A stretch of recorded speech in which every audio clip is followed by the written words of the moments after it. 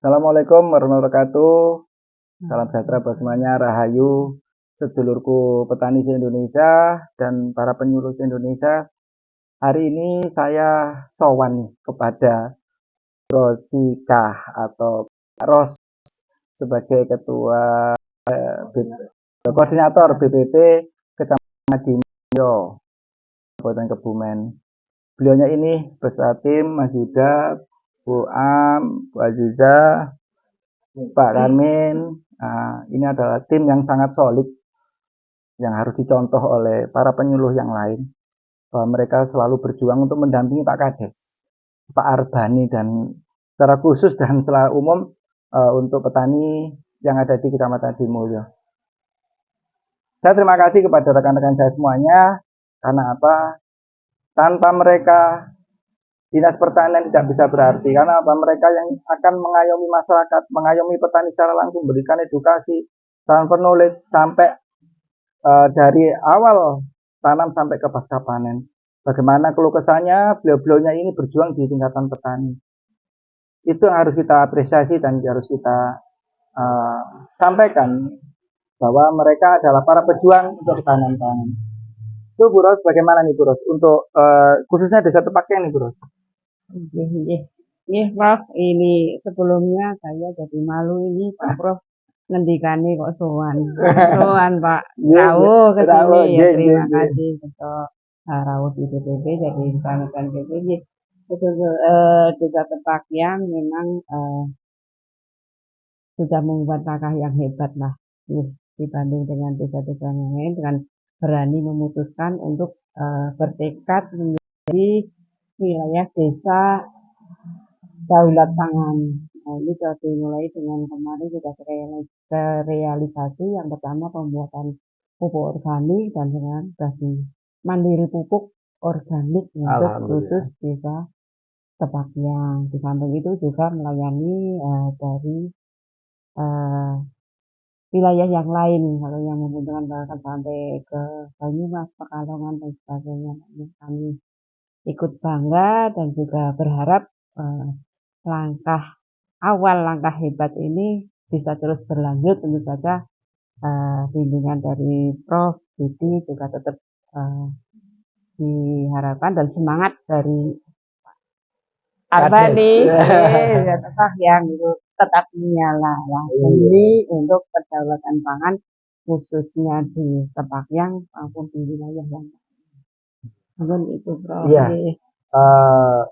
Wilayah kinerja Bu Ros ini berapa luas Bu untuk untuk taman pangan ya? Kalau di Kecamatan Adimulyo ini khususnya untuk lahan sawah 2990 hektar. Itu 2 kali tanam ada NP1 dan NP2, nanti di NP3-nya biasanya kacang hijau meskipun luasnya masih sekitar 2250-an belum bisa semuanya karena memang di wilayah tertentu ada yang sudah beberapa kali mencoba tanam tapi belum bisa berhasil sampai panen. Itu beberapa faktor yang mengakibatkan karena di wilayah Adimulyo ini memang daerah yang agak istimewa, Prof. Istimewanya ada beberapa daerah yang kalau pasti sudah terus kalau kemarau memang ada beberapa wilayah yang ada sungai besar tidak ada akses airnya di NP3, tapi alhamdulillah di NP2 ini sampai saat ini masih banyak air, mudah-mudahan nanti bisa selesai tanam sampai panen tetap ada kecukupan air. Jadi ini ya, terus ini Bu Ros, berapa Bu kekuatan SDM dengan cakupan yang sekian ribu hektar tadi di kecamatan ini berapa desa Bu ya yang dibina? Kecamatan Adimulyo ada 23 desa. 23 desa. Ini kalau kelompok taninya itu ada 81, kelompok taninya 23. Nah, ini yang mengampu kebetulan termasuk saya koordinator juga punya wilayah binaan, jadi selain koordinator juga sama bebannya dengan yang lain, jadi kita berlima. Jadi berapa desa berarti? 23. 23 cuma 5 orang ya. 5 orang. Tuh, Pak Bupati, Menteri Pertanian juga ini diperhatikan nih teman-teman. Bayangkan 23 desa atau kecamatan cuma 5 orang.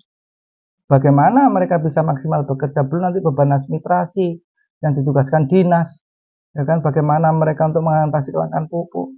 Dan Buros bersama Pak Arbani bersama tim yang di sini berupaya untuk membalikan kekuatan alam, local wisdom, supaya desa ini bisa mandiri di pupuk ya, Bu. Ini supaya bisa didengar lah oleh Badan Penyuluh nasional juga, termasuk BPIP ya, yang BS Badan Implementasi Pertanian ya. Nah, itu bisa dievaluasi lagi lah. Memang ada standarnya, Bu. Sebenarnya kalau kita ngomong standar dunia, bahwa seorang penyuluh itu maksimal di 20 hektar. Karena apa akan menjadi maksimal? Nah, di Indonesia ini jumlah penyuluhnya dengan luasan lahan ini timpang sekali.